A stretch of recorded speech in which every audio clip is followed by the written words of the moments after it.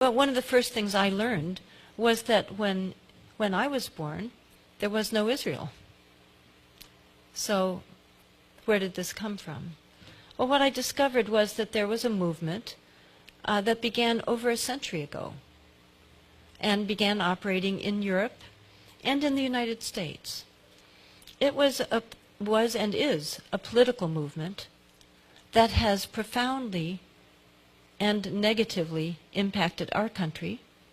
It has tragically impacted the Middle East, and it has dangerously impacted the entire world. And yet most of us, I think, have never heard of it and could certainly not define it. It's political Zionism. This was a movement to create a Jewish state in Palestine. It began in the late 1800s. Well, let us look at Palestine in the late 1800s. It was what we largely think of now as a somewhat multicultural land, in that it was about 80% Muslim, about 15% Christian, and about 5% Jewish, all living together quite successfully. There are mosques, synagogues, churches throughout Palestine, throughout the Middle East, and throughout North Africa. These populations had been living without conflict for centuries. But this movement was created largely in Israel, largely in Europe, and then taken up at the same time in the U.S., to create a Jewish state on land that was already inhabited, in which 95% were not Jewish. Therefore, this would involve, and this was known by the leadership, even though many followers didn't know it, this would mean that 95% of those people were going to be dispossessed by money, if possible, by force, if necessary. This was written in Zionist journals early on. Now, my book and my talk concentrates on the U.S. aspect of all of this. What surprised me in my research is how early and how active this movement was in the United States. A movement I'd never heard of, although I was born here, and my parents were born here, and some ancestors go back to the beginning. It turns out that this was a very significant movement long before my parents were born. And then by 1910, there were already 20,000 Zionists in the U.S. They included lawyers, professors, and businessmen. It was already in 1910 a movement to which congressmen listened. Then in 1912, we had a very significant development. A prominent lawyer named Louis Brandeis became a Zionist. Brandeis not only didn't just become a Zionist, within about 2 years, he then became the head of World Zionism. This was public. It's not some secret knowledge. It's just that most of us don't know it. And then within a few years, he was also a Supreme Court justice named by Woodrow Wilson. When you're a Supreme Court justice, you're supposed to resign your various board memberships and affiliations because you're supposed to not have any conflict of interest but be neutral. So he did resign his leadership of World Zionism, but in reality he continued it. He would receive reports in his Supreme Court chambers by his loyal lieutenants, and then he would give them directives to go out and to follow in work for Zionism. And this is mentioned in a number of very reliable books. If you get my book, you'll see that my book is over half footnotes. It's all cited. By the way, one of his loyal lieutenants also went on to become a very prominent Supreme Court justice, Felix Frankfurter. So I'd read that. That to me was shocking right there. But then I discovered something more. So I'll give you my citations for this next information so you can evaluate whether you find it reliable or not. The way I did my research is I would read books, then I would look at their footnotes to see where they had gotten that information. Then I would often get those books and read those footnotes, and then order those books and read those footnotes, and on and on. So one of the books that I read was really a fairly well-known one, Israel in the Mind of America, published by a very mainstream establishment publisher, and the author was a very mainstream author. He had been diplomatic correspondent for the New York Times. He had been at Harvard. He had written a number of well-regarded, very establishment nonfiction books. Well, in this book, he had a few pages in which he told about a secret Zionist society that had operated in the United States, of which Louis Brandeis, while a Supreme Court justice, had been a leader. So I looked at where he got that information, and I went to that source. It turned out to be from a scholarly journal called the American Jewish Historical Quarterly, a very respected journal. So then I looked at the author. Well, is this a reliable author? Who wrote this very, to me, explosive information? And turned out to be a well-regarded Israeli historian at a mainstream Israeli university. She had written an article in 1975 called The Parashim, a secret episode in American Zionist history. And she told about what this was, an elitist secret society. The word meant Pharisees and separate. They would go around the country and influence people to push the Zionist agenda. By the way, at this time, the Jewish population were not Zionists at all. The large majority were not Zionists. Many were opposed to Zionism. This was a very, very fringe element to a certain regard. Then in this secret society, they even had a secret induction ceremony, so that when somebody joined this society, and their membership included professors and Harvard, recent Harvard graduates, and doctors, significant people around the country were sometimes members. And in this initiation ceremony, they were told by the inductor, and they swore to this, "Until our purpose shall be accomplished, you will be the fellow of a brotherhood whose bond you will regard as greater than any other in your life, dearer than that of family, of school, of nation." As early as November 1915, a leader of the Parashim went around suggesting that the British might gain some benefit from a formal declaration in support of a Jewish national homeland in Palestine.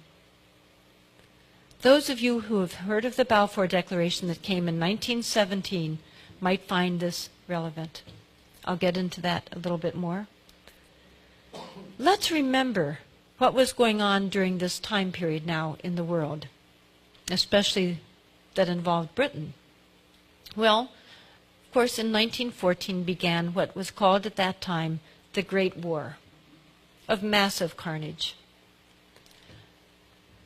British forces in the first day of the Battle of the Somme lost, according to historians, somewhere around 50,000 to 60,000 men in one day of a battle that went on and on and on.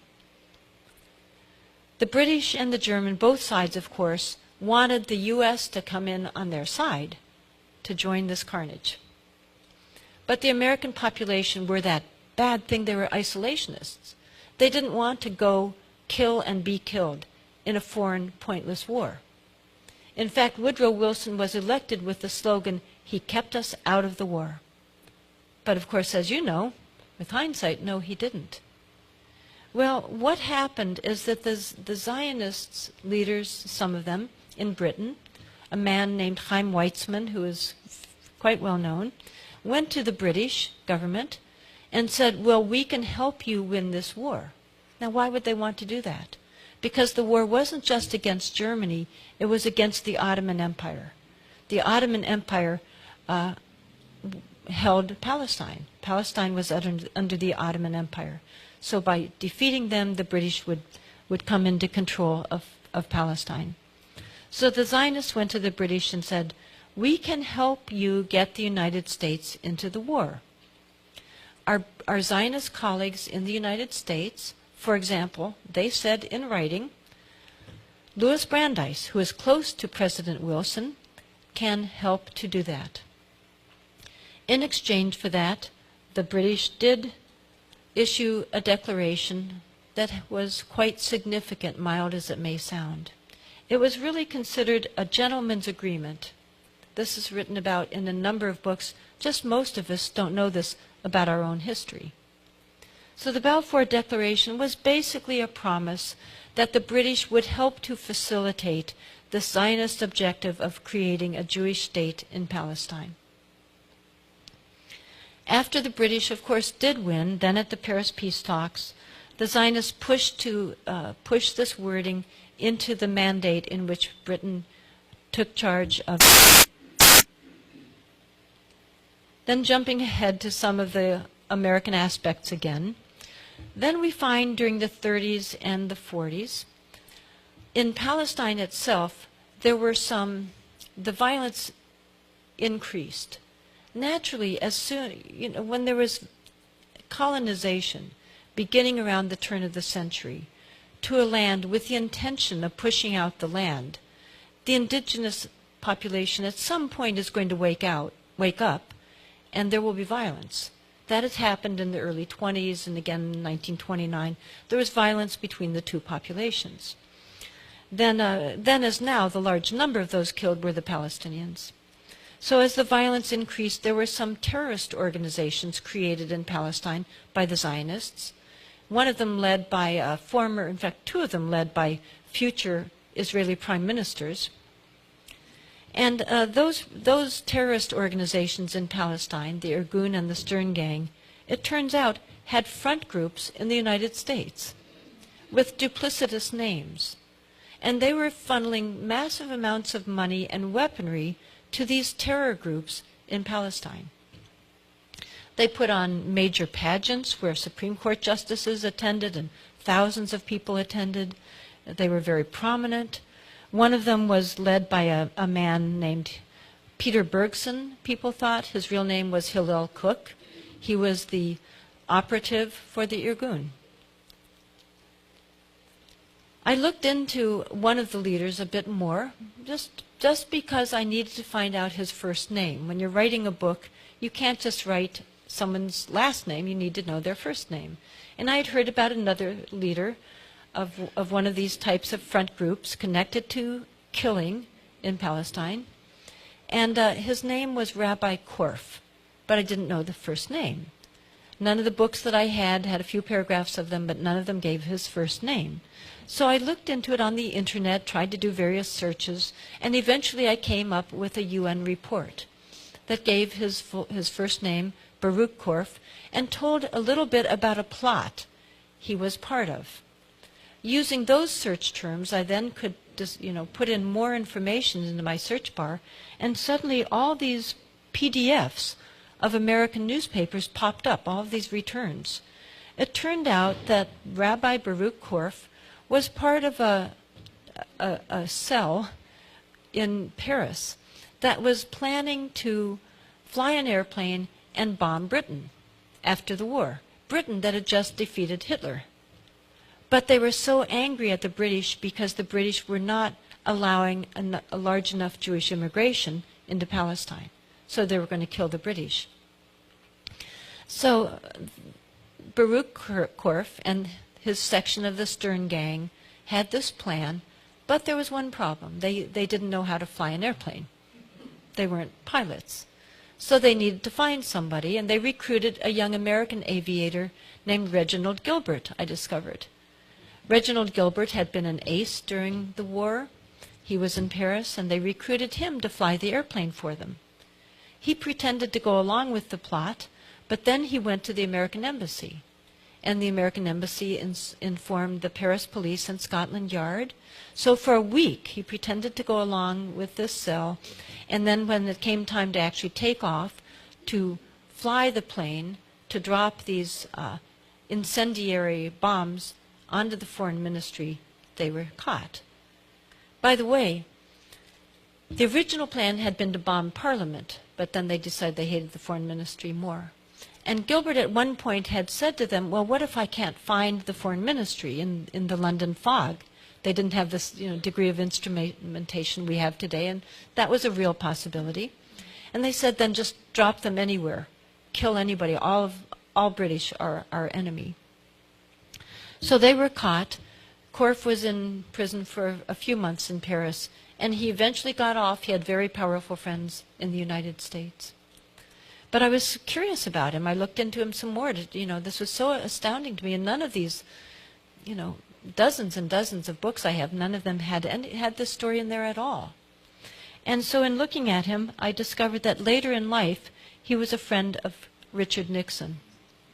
In fact, it was reported that he had helped to influence Nixon's policies on the Middle East. In fact, Nixon, sort of in a fond way, called him my rabbi. Now, the precursor to today's very powerful Israel lobby was a group called the American Zionist Emergency Council, AZEC. This was formed in around 1940, and by 1943 had a budget of $500,000 at a time when a nickel bought a loaf of bread. Within a few years, they had maneuvered their way into access to an even far larger sum, in which they had access to $14 million in 1941 and $150 million by 1948. That's the equivalent in today's dollars of $1 trillion to use to manipulate the United States. So they targeted with that money every sector of U.S. society. This isn't ancient history. They had annual reports, they had directives, all of this was written down on paper. They targeted congressmen, Christian clergy, editors, professors, business and labor, Jewish war veterans. They published books all over. They had 400 local committees. There were massive campaigns throughout the country. They also worked especially to manufacture Christian support. They secretly funded sort of Christian groups that would push the same Zionist ideology. They funded books that became huge bestsellers. It was an enormously successful campaign throughout the country. Even though during this time there was a great deal of opposition to Zionism by many different groups, by Christian leaders, by State Department, Pentagon, intelligence agencies, Jewish anti-Zionists, many people were opposed to it. Two of the most celebrated Christian pastors opposed it on religious and moral grounds. The Christian leaders in the Middle East had gone to the Paris peace talks to advocate on behalf of the Arab population that there should be self-determination of peoples there.